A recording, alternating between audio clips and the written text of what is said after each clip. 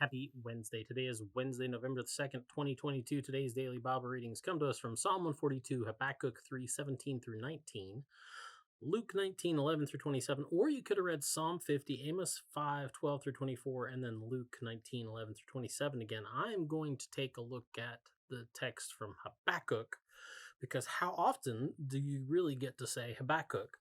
And We're going to talk about taking a twist on figs. I mentioned a couple of weeks ago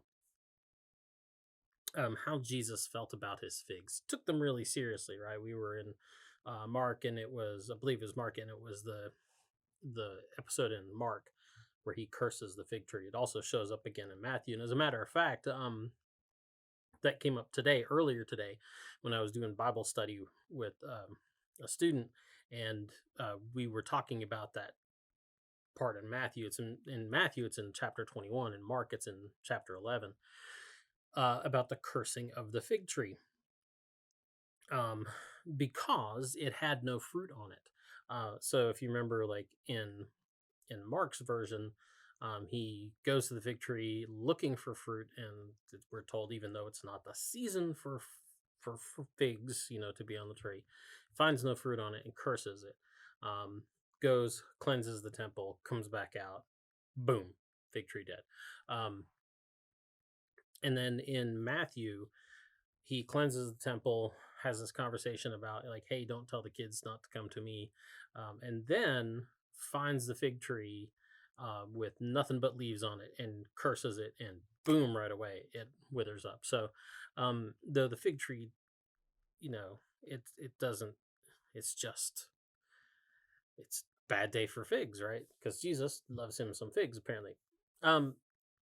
Habakkuk 3 that we're in today has this line. He says, though the fig tree does not blossom. But Habakkuk here isn't, he's not all about cursing the tree because it doesn't have any fruit on it. For him, it's a sign of hopelessness and of hard times. If you read that larger section, I think going back even to verse 16, he's talking about the hopelessness of hard times, and really extremely hard times. It's a world that Habakkuk's living in that's racked by warfare and crop failure. Presumably partly crop failure because when you're at war, kind of makes it hard to do your farming job, but also the fact that just things are not working, period. If a fig tree is not putting out figs of some sort, there's like not even any blossom. We talked about this before. There's something really, really wrong with the fig tree. And so these are really hard times. There's no blossom, no leaf on the fig tree. But in all of this, right, Habakkuk, the whole point of this section, Habakkuk, in the face of all of this, horrible environmental collapse and warfare, the prophet places his faith in God. That's what he says. Yet I will rejoice in the Lord. I will exult in the God of my salvation. God the Lord is my strength. He makes my feet like the feet of a deer, and makes me tread upon the heights. And so, in spite of all this, when there is no fruit to be had, and there will be no fruit, it's kind of the point of this, he still looks to God for his salvation and all of his hope. He puts all his faith in God, basically. So what does that say? Jesus in conversation with Habakkuk today. Well, in Matthew and Mark, the cursing of the fig tree, like I said, is placed in proximity to the cleansing of the temple.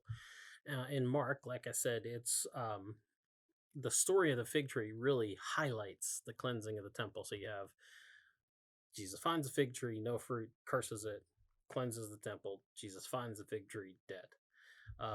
So it's, kind of highlights that a lot.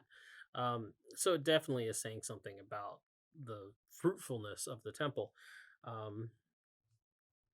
They also have Jesus making statements about, if you have faith, right? Which, I've always wondered about that. It's always seemed kind of out of place to me. And okay, yeah, I'm not an expert, But I've always kind of felt like it's just kind of out of place. Like, okay, you're obviously making some kind of statement here about the temple with this action, this prophetic action. Why not just talk about that? Instead, you have this sort of like, oh well, yeah, if you have faith, you can tell this mountain to be cast into the sea. By the way, it's not just any mountain he's talking about. That's for another time. So why not just talk about that? Well, but you got like other voices in the Bible too, like Habakkuk. When I think about what Habakkuk is saying here, I can see Jesus, in his shoes, in the shoes of the prophet, looking around at, let's just say, the crop failure that was his own people and the crop failure that was the temple, where it's not even just that it's just there's no hope of fruit. Um, he's looking around at that and perhaps feeling that there just wasn't even the promise of fruit, and then reminding himself and his disciples that their hope is in God, right? You put your faith in God and amazing things can happen, right? Regardless of how the circumstances appear, God is the hope. So, anyway, that's the DVR for today. Get out, enjoy the day, and we'll see you tomorrow. Talk to you later. Boop.